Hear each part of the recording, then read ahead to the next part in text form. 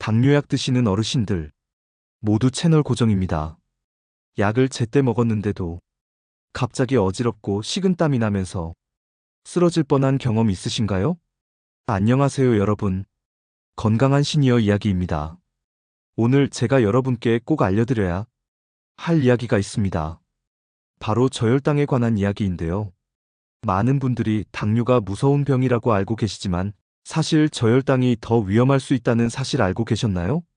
지난주에 제가 만난 67세 박순자 어머님의 이야기를 들려드릴게요.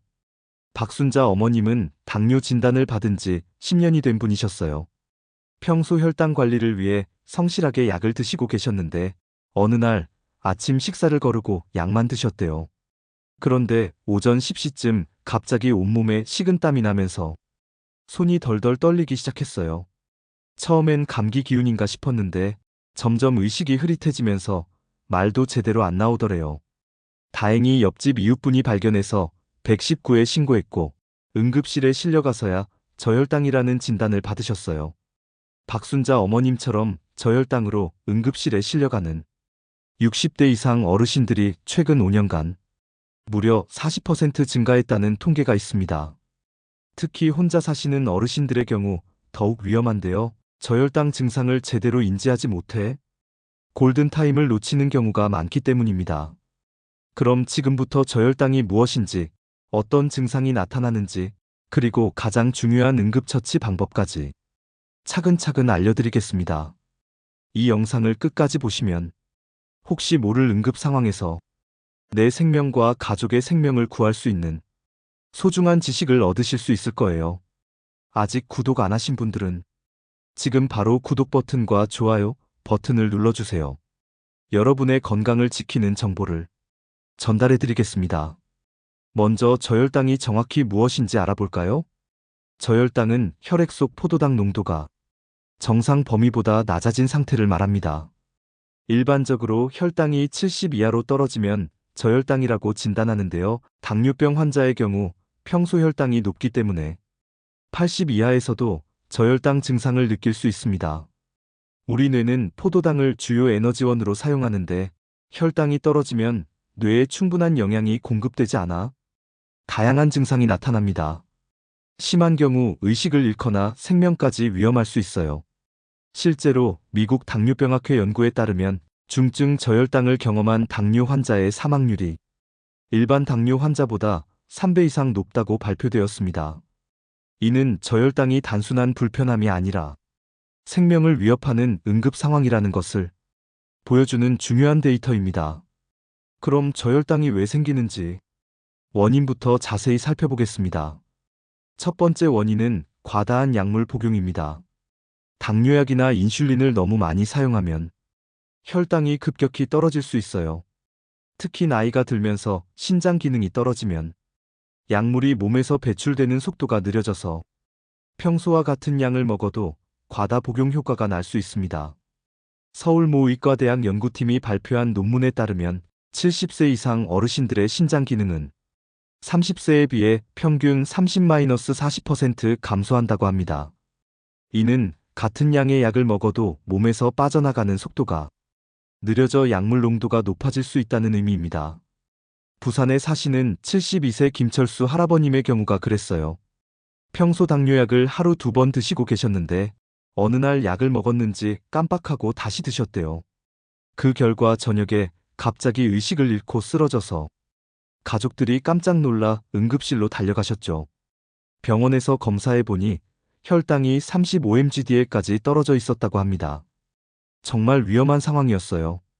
김철수 할아버님은 평생 약은 제때 챙겨 먹는다고 자부했는데 나이가 들면서 깜빡깜빡하는 일이 많아졌다며 이제는 약을 먹을 때마다 작은 수첩에 기록하고 있다고 말씀하셨어요. 두 번째 원인은 식사를 거르거나 늦게 먹는 것입니다. 약은 제때 먹었는데 식사를 거르면 혈당이 떨어지는 건 당연하겠죠. 특히 아침을 거르고 점심까지 늦게 먹으면 더욱 위험합니다. 실제로 국내 한 연구에서 당뇨 환자 1000명을 대상으로 조사한 결과 아침 식사를 거르는 날에 저혈당 발생률이 평상시보다 2.5배 높다는 결과가 나왔습니다. 세 번째 원인은 평소보다 많은 운동이나 활동입니다. 갑자기 무리한 운동을 하거나 평소보다 많이 움직이면 포도당 소모량이 늘어나면서 저혈당이 올 수 있어요. 대구에 사시는 69세 박동식 할아버님은 평소 가벼운 산책만 하시다가 어느 날 등산을 하셨어요. 당뇨약은 평소대로 드시고 식사도 평소와 같이 하셨는데 등산 중간에 갑자기 식은땀이 나고 다리에 힘이 빠져서 쓰러질 뻔하셨다고 합니다. 박동식 할아버님은 젊었을 때는 등산을 자주 했는데 나이 들어서도 괜찮을 줄 알았다며 이제는 운동량을 늘릴 때 미리 의사 선생님과 상의한다고 말씀하셨어요. 운동 시 포도당 소모량은 평상시에 3-500까지 늘어날 수 있습니다. 특히 유산소 운동을 30분 이상 지속하면 근육에서 포도당 사용량이 급격히 증가하면서 저혈당 위험이 높아집니다. 네 번째 원인은 음주입니다. 술을 마시면 간에서 포도당 생산이 억제되어 저혈당이 올 수 있어요. 특히 빈속에 술을 마시거나 과음하면 더욱 위험합니다. 알코올은 간에서 포도당 생산을 최대 75%까지 억제할 수 있습니다. 특히 당뇨약을 복용하는 상태에서 음주를 하면 저혈당 위험이 8-12시간까지 지속될 수 있어 매우 위험합니다. 다섯 번째는 나이와 관련된 변화입니다. 나이가 들면서 신장과 간 기능이 떨어지고 근육량이 감소하면서 포도당 저장 능력도 줄어듭니다.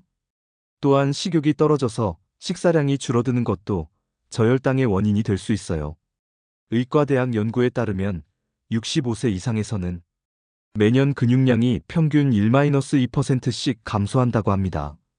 근육은 포도당을 저장하는 주요 장소이기 때문에 근육량 감소는 저혈당 위험을 높이는 중요한 요인입니다. 이제 저혈당 증상에 대해 자세히 알아보겠습니다. 저혈당 증상은 혈당이 떨어지는 정도와 속도에 따라 다르게 나타나는데요. 크게 초기 증상과 심화 증상으로 나눌 수 있습니다. 초기 증상부터 살펴보겠습니다.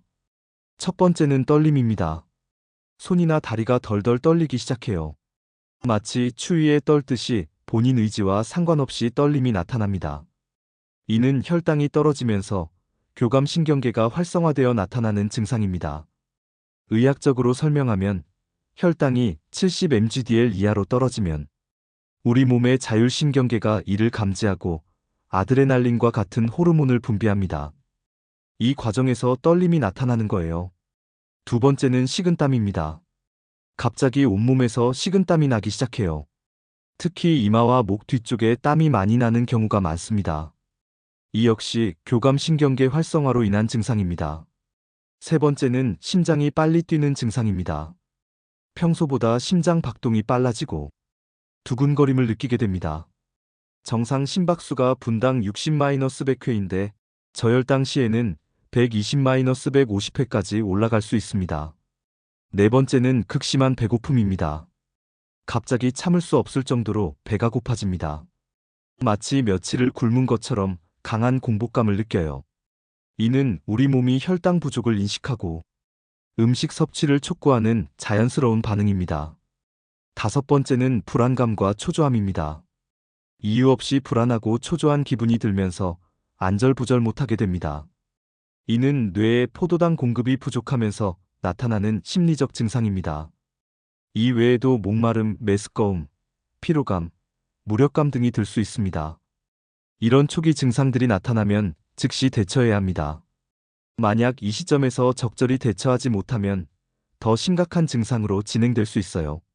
심화 증상을 알아보겠습니다. 첫 번째는 어지럼증과 현기증입니다. 머리가 핑 돌면서 중심을 잡기 어려워집니다. 이는 뇌의 포도당 공급이 부족해지면서 평형 감각을 담당하는 손의 기능에 문제가 생기기 때문입니다. 두 번째는 시야 장애입니다. 시야가 흐릿해지거나 이중으로 보이는 증상이 나타날 수 있어요. 심한 경우 일시적으로 시야가 깜깜해지기도 합니다. 이는 시신경과 뇌의 시각 중추에 포도당 공급이 부족해지면서 나타나는 증상입니다. 세 번째는 언어장애입니다. 말이 어눌해지거나 혀가 꼬이는 것처럼 발음이 부정확해집니다. 또한 생각나는 단어가 입 밖으로 나오지 않는 현상도 나타날 수 있어요. 네 번째는 집중력 저하와 혼란입니다. 생각이 명확하지 않고 판단력이 떨어지며 간단한 계산도 어려워집니다. 또한 시간과 장소에 대한 감각도 흐릿해질 수 있어요. 다섯 번째는 성격 변화입니다. 평소와 다르게 짜증을 내거나 공격적으로 변할 수 있어요. 때로는 반대로 무기력해지거나 우울해지기도 합니다. 여기서 더 심화되면 경련과 의식 저하가 일어날 수도 있습니다. 만약 이런 심화 증상이 나타나면 즉시 119에 신고하고 응급실로 가야 합니다. 특히 주의해야 할 것은 저혈당 증상이 감기나 다른 질병 증상과 비슷할 수 있다는 점입니다. 그래서 당뇨 환자분들은 몸에 이상이 생기면 항상 저혈당 가능성을 염두에 두어야 해요. 또한 나이가 들면서 저혈당에 대한 인지 능력이 떨어질 수 있습니다. 젊을 때는 혈당이 조금만 떨어져도 금방 알아차리지만 나이가 들면 상당히 떨어져도 증상을 느끼지 못하는 경우가 있어요. 이를 무증상 저혈당이라고 하는데 더욱 위험합니다. 지금부터 가장 중요한 저혈당 응급처치 방법을 알려드리겠습니다. 첫 번째 단계는 의식 상태 확인입니다. 환자가 의식이 있는지 확인하고 말을 할 수 있는지 체크해 보세요. 어깨를 가볍게 두드리면서 괜찮으세요? 라고 물어보세요. 만약 의식이 없거나 말을 할 수 없다면 즉시 119에 신고해야 합니다. 의식 확인 시 주의할 점은 너무 세게 흔들거나 두드리면 안 된다는 것입니다. 특히 목 부위는 절대 건드리지 마세요. 경추 손상 위험이 있기 때문입니다. 두 번째 단계는 즉시 당분 섭취입니다. 의식이 있다면 빠르게 흡수되는 당분을 섭취시켜주세요. 가장 좋은 것은 포도당 정제인데요. 약국에서 쉽게 구입할 수 있습니다. 포도당 정제 3-네알을 씹어서 먹게 해주세요. 포도당 정제는 5-10분 내에 흡수되어 혈당을 빠르게 올려줍니다. 포도당 정제가 없다면 설탕 1큰술을 물에 타서 마시게 하거나 꿀 1큰술을 그대로 먹게 해주세요. 설탕은 포도당과 과당으로 이루어져 있어서 비교적 빠르게 흡수됩니다. 사탕이나 초콜릿도 도움이 되지만 흡수 속도가 조금 느려요. 특히 초콜릿은 지방 성분 때문에 흡수가 더 늦을 수 있습니다. 하지만 응급 상황에서 다른 것이 없다면 사용해도 됩니다. 음료수 중에서는 콜라나 사이다 같은 당분이 들어간 탄산음료 반 컵약 100ml 정도가 좋습니다. 오렌지 주스도 효과적이에요. 만약 삼키기 어려워한다면 설탕이나 꿀을 잇몸에 발라주는 것도 방법입니다. 입안의 점막을 통해서도 어느 정도 흡수될 수 있어요. 세 번째 단계는 안전한 자세 유지입니다. 환자를 안전한 곳으로 옮기고 편안한 자세로 앉히거나 눕혀주세요. 넘어져서 다치지 않도록 주의해야 해요. 만약 의식이 흐릿하다면 옆으로 눕혀서 기도가 막히지 않도록 해주세요. 이를 회복 자세라고 하는데 토할 때 기도로 넘어가는 것을 방지할 수 있습니다. 네 번째 단계는 10-15분 후 재평가입니다. 당분을 섭취한 후 10-15분 정도 기다렸다가 증상이 호전되는지 확인해 보세요. 대부분의 경우 이 시간 내에 증상이 많이 좋아집니다. 만약 15분이 지나도 증상이 호전되지 않는다면 추가로 당분을 섭취시키고 그래도 안 되면 119에 신고해야 합니다. 다섯 번째 단계는 추가 식사입니다. 증상이 호전되면 탄수화물과 단백질이 포함된 간단한 식사를 하게 해주세요. 빵 한 조각이나 과자 몇 개 또는 우유 한 잔 정도면 충분해요. 이는 혈당이 다시 떨어지는 것을 방지하기 위함입니다. 포도당 정제나 설탕은 빠르게 흡수되지만 오래 지속되지 않기 때문에 복합 탄수화물로 보완해야 합니다. 여기서 중요한 주의사항을 말씀드릴게요. 절대로 의식이 없는 환자의 입에 음식이나 음료를 넣으면 안 됩니다. 기도로 넘어가서 질식할 위험이 있어요. 이는 생명을 구하려다가 오히려 위험하게 만들 수 있는 잘못된 응급처치입니다. 또한 당뇨약을 먹는 환자라고 해서 무조건 저혈당이라고 판단하면 안 됩니다. 오히려 고혈당일 수도 있으니까 혈당 측정기가 있다면 먼저 혈당을 확인해 보세요. 혈당 측정기 사용법도 간단히 알려드릴게요. 손가락 끝을 알코올로 소독한 후 체열침으로 살짝 찌른 다음 나온 혈액 한 방울을 검사지에 떨어뜨리면 됩니다. 보통 5-10초 내에 결과가 나와요. 응급처치 후에는 반드시 의료진과 상담해야 합니다. 저혈당이 왜 발생했는지 원인을 파악하고 약물 용량 조절이 필요한지 확인해야 해요. 이제 저혈당을 예방하는 방법에 대해 자세히 알아보겠습니다. 첫 번째는 규칙적인 식사입니다. 하루 세 끼를 거르지 말고 일정한 시간에 드세요. 특히 아침 식사는 절대 거르면 안 됩니다. 경남 창원에 사시는 74세 정말순 할머님은 매일 아침 6시 30분에 일어나서 7시에 아침을 드시고 12시에 점심, 6시에 저녁을 드신다고 해요. 이렇게 규칙적인 식사 덕분에 당뇨 진단받은 지 15년이 되었지만 한 번도 저혈당으로 응급실에 간 적이 없다고 하세요. 식사할 때는 탄수화물, 단백질, 지방을 균형 있게 섭취하는 것이 중요합니다. 단순 탄수화물 설탕, 꿀 등보다는 복합 탄수화물 현미, 잡곡 등을 선택하세요. 복합 탄수화물은 천천히 소화되어 혈당을 안정적으로 유지해줍니다. 또한 간식도 중요합니다. 식사 간격이 길 때는 건강한 간식을 준비해두세요. 견과류, 치즈, 요구르트 등이 좋은 선택입니다. 두 번째는 약물 복용량 점검입니다. 정기적으로 병원에 가서 혈당 상태를 확인하고 필요하면 약물 용량을 조절해야 해요. 특히 신장 기능이 떨어진 경우 약물 용량을 줄여야 할 수 있습니다. 세 번째는 운동 전 혈당 확인입니다. 평소보다 많은 운동을 할 때는 미리 혈당을 확인하고 필요하면 간식을 준비해 두세요. 운동 전 혈당이 100mg/dl 이하라면 간식을 먹고 운동을 시작하세요. 운동 중에도 30분마다 혈당을 확인하는 것이 좋습니다. 네 번째는 응급용품 준비입니다. 집과 외출 시 가방에 포도당 정제나 사탕을 항상 준비해 두세요. 또한 가족들에게 저혈당 대처법을 교육해 두는 것도 중요해요. 서울에 사시는 70세 이순희 할머님은 집 곳곳에 포도당 정제를 비치해 두셨다고 해요. 거실, 침실, 화장실, 부엌에 각각 하나씩 두었다며 가방에도 항상 넣고 다닌다고 하셨어요. 응급키트에는 포도당 정제 열알, 개별 포장된 꿀 3개, 사탕 5개 정도를 넣어두시면 됩니다. 또한 본인이 당뇨 환자라는 것을 알려주는 카드도 지갑에 넣어두세요. 다섯 번째는 혈당 측정기 활용입니다. 집에서 정기적으로 혈당을 측정하고 기록해두세요. 패턴을 파악하면 저혈당을 미리 예방할 수 있어요. 혈당 측정 시점도 중요합니다. 공복 혈당 아침 기상 후, 식후 2시간 혈당, 취침 전 혈당을 정기적으로 측정하세요. 특히 취침 전 혈당이 120mg/dl 이하라면 간식을 드시고 주무세요.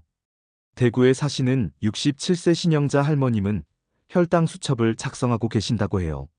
매일 아침, 점심, 저녁 전후로 혈당을 재고 기록한다며 병원 갈 때 가져가면 의사 선생님이 무척 좋아하신다고 하셨어요. 무엇보다 중요한 것은 취침 전 혈당 관리입니다. 잠들기 전 혈당이 너무 낮으면 새벽에 저혈당이 올 수 있어요. 취침 전 혈당이 120mg/dl 이하라면 간단한 간식을 드시고 주무세요. 새벽 저혈당은 특히 위험합니다. 자는 동안에는 저혈당 증상을 느끼지 못할 수 있고 발견이 늦어질 수 있기 때문입니다. 인천에 사시는 75세 김정옥 할머님은 취침 전에 항상 혈당을 재보고 낮으면 우유 한 잔을 마시고 잔다며 덕분에 새벽에 저혈당으로 깨는 일이 없어졌다고 하셨어요. 계절별 주의사항도 알아두세요.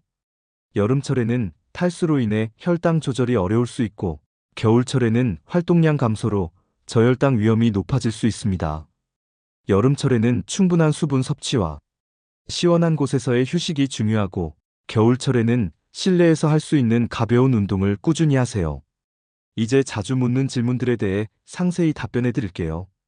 첫 번째 질문, 저혈당과 고혈당을 어떻게 구분하나요? 저혈당과 고혈당은 일부 증상이 비슷해서 혼동하기 쉽습니다. 저혈당의 주요 증상은 떨림, 식은땀, 극심한 배고픔, 심장 두근거림, 불안감입니다. 증상이 갑자기 나타나는 것이 특징입니다. 고혈당의 주요 증상은 갈증, 소변량 증가, 피로감, 시야 흐림, 상처 치유 지연입니다. 증상이 서서히 나타나는 것이 특징입니다. 하지만 확실한 구분을 위해서는 혈당 측정기를 사용하는 것이 가장 좋습니다. 70mg/dl 이하면 저혈당, 200mgdl 이상이면 고혈당으로 진단할 수 있습니다. 두 번째 질문, 당뇨약을 안 먹는 사람도 저혈당이 올 수 있나요? 네, 가능합니다. 당뇨가 없는 사람도 다음과 같은 상황에서 저혈당이 올 수 있어요. 건강한 사람의 경우 대부분 가벼운 증상으로 끝나지만 기저질환이 있는 경우 심각할 수 있습니다. 세 번째 질문, 저혈당이 자주 오면 어떻게 해야 하나요? 주 2회 이상 저혈당이 발생한다면 반드시 병원에 가서 정확한 진단을 받아야 합니다. 자주 저혈당이 오는 원인은 다음과 같습니다. 1. 약물 용량이 과다함. 2. 식사 패턴의 문제. 3. 운동량과 약물 용량의 불균형. 4. 다른 질병과의 합병. 5. 알코올 남용. 의사와 상담을 통해 약물 용량 조절, 식사 계획 수정, 생활 패턴 개선 등의 종합적인 관리 방안을 세워야 합니다. 마지막으로 여러분께 꼭 당부드리고 싶은 말씀들을 전해드리겠습니다. 저혈당은 당뇨만큼이나 어쩌면 그보다 더 위험할 수 있는 응급 상황입니다. 하지만 올바른 지식과 준비가 있다면 충분히 예방하고 대처할 수 있어요. 무엇보다 중요한 것은 혼자 해결하려고 하지 마시고 가족과 의료진과의 소통을 통해 함께 관리하는 것입니다. 그리고 평소 규칙적인 생활 습관을 유지하시는 것이 가장 좋은 예방법이에요. 저혈당 관리의 핵심은 예방입니다. 규칙적인 식사, 적절한 약물 복용, 꾸준한 혈당 모니터링, 그리고 응급 상황에 대한 준비가 모두 중요합니다. 또한 가족들의 역할도 매우 중요합니다. 저혈당은 환자 본인보다 주변 사람들이 먼저 알아차리는 경우가 많기 때문입니다.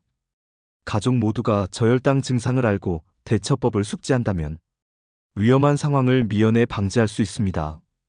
마지막으로 저혈당에 대한 두려움 때문에 혈당 관리를 소홀히 하시면 안 됩니다. 고혈당도 장기적으로 매우 위험한 합병증을 일으킬 수 있기 때문입니다. 의료진과 상의하여 적절한 혈당 목표치를 설정하고 안전하게 관리하시기 바랍니다. 오늘 알려드린 내용들을 꼭 기억해 두시고 가족들과도 공유해 주세요.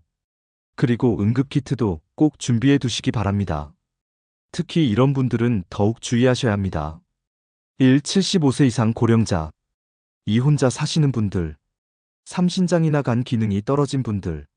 4. 여러 가지 약물을 복용하는 분들. 5. 인지 기능이 떨어진 분들. 이 영상이 도움이 되셨다면 좋아요 버튼을 눌러주시고 구독과 알림 설정도 해주세요. 여러분의 소중한 댓글과 경험담도 기다리고 있겠습니다. 다른 분들에게도 큰 도움이 될 수 있거든요. 여러분이 건강하고 안전한 노후를 보내실 수 있도록 건강한 시니어 이야기가 항상 함께하겠습니다. 저희 채널을 구독해주신 분들께는 특별한 혜택도 준비하고 있어요. 오늘도 건강하고 행복한 하루 되세요. 감사합니다.